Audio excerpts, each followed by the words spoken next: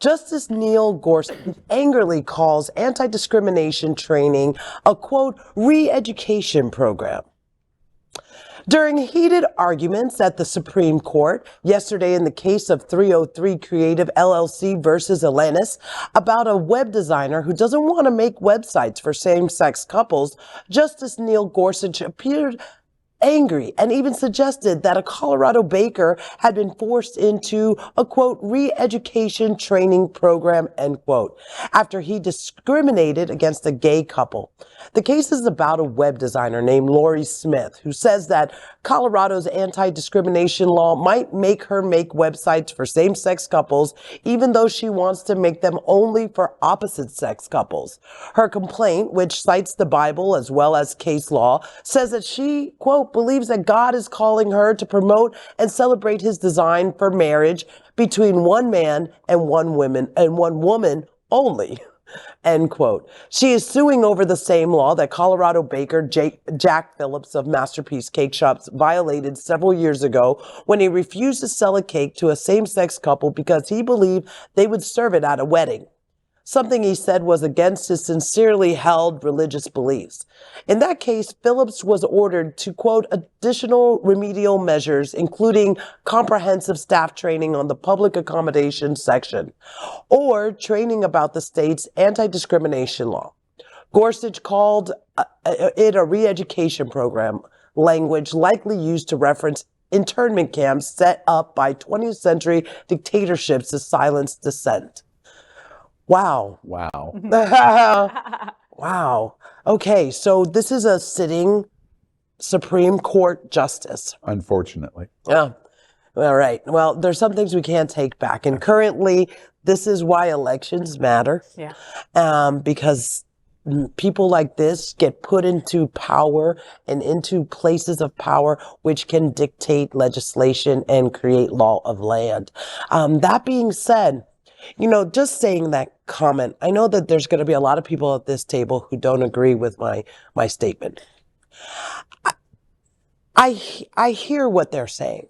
You know, if someone is a web designer and they don't believe that they don't believe in gay marriage, it's the same as if we as gay people see someone and they're a Trump supporter and we don't want to give them service because they're a Trump supporter. When you're in business, you have the ability to choose who you serve. And as much as I don't think that this supports us becoming closer together and unified as a community, I do understand the right to choose as a business who you serve. There is a meme going around that I just watched this week, and actually, you know, it moved me because it was, you know, meant to be funny but sarcastic at the same time. This guy goes to the cashier at the supermarket and he's buying condoms and sausages and other stuff. And the cashier says, look, I can't sell you those condoms because it's against my religious belief. I should not, so go to aisle 9. But don't go to A because you have sausage. Right. You have sausage and that lady there is Muslim. So sorry, you're out of luck. That's how outrageous this looked to me. Yeah, and Josie, I agree with you. I mean, I also am, actually, my company is called JMH Creative LLC, so too close for this person. But I agree with you. Like, I shouldn't have to take on clients that I would not want to. But I believe that right is trumped, and this is personal, and I think this gets to the heart of the debate, is that it's trumped by the Public Accommodations law. For the same reason you can't tell someone they have to use a different water fountain or they have to come in through the back door because they are part of the public. Even I am using public accommodations because the water that comes to my home, which is also the site of my business, is a public accommodation. The road that I take to go meet with clients is a public roadway. So if you're going to be part of the public, I believe you just have to get it. And how long?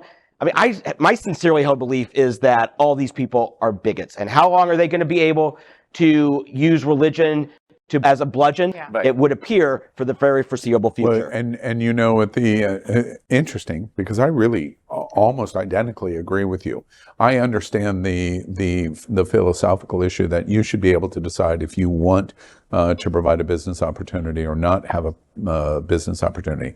But really, the issue has already been decided, and public accommodation has really been the norm. Decided by the Supreme Court over and over again. And the proof of it, which I continue to put out in almost every example that I see in our national discourse, is to apply this exact same standard in 1958.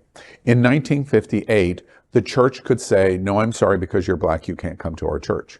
In 1958, they could do that. In 2022, they could not do that. And what the hair that's being split here on the religious protection versus the civil rights protection is they're saying a new voice in the Supreme Court is saying, wait, those religious rights trump the public accommodation of a church's ability to say a black person cannot walk through the threshold of that church. That's new. That is 2016 to 2020 in Donald Trump. Now, I want to make the connection to what John said about West Virginia. The Republicans have decided that it is more important to defeat a Manchin in West Virginia, even by harming ourselves in the short run, because his seat in the Senate to vote for Supreme Court nominations is more important to us. This is a new trend that started in 2016, which is why there was basically the filibuster by Mitch McConnell when he was the majority leader in the Senate, because they wanted those 3 seats. Now we get what we get. It's a new issue that we're watching that was long settled law. The bottom line on all of these related issues is if we want any semblance of normalcy to return, you must win the elections. You must. There's nothing more important to it. And we come back to the conversation we had earlier. The Republicans are doing it better because they strategically are playing the chess of, we'll harm ourselves now because we're going to get his seat 2 years from now. And because we get his seat 2 years from now, we're going to put another member on the Supreme Court to do the radical kind of conversation that we're talking about, which is exactly how Gorsuch got onto the Supreme Court. That's what we're watching. But we intellectually argue, and they're beating our ass. That's what's happening. LGBTQ plus news is vital for our community and for the broader world as a whole. We have enough enemies at Fox News. Tucker, Sean, and Lara are loud. We need passionate allies. Happening Out Television Network, Queer News Tonight, and It's Happening Out are literally out of the closet and into the headlines. Our community needs your support.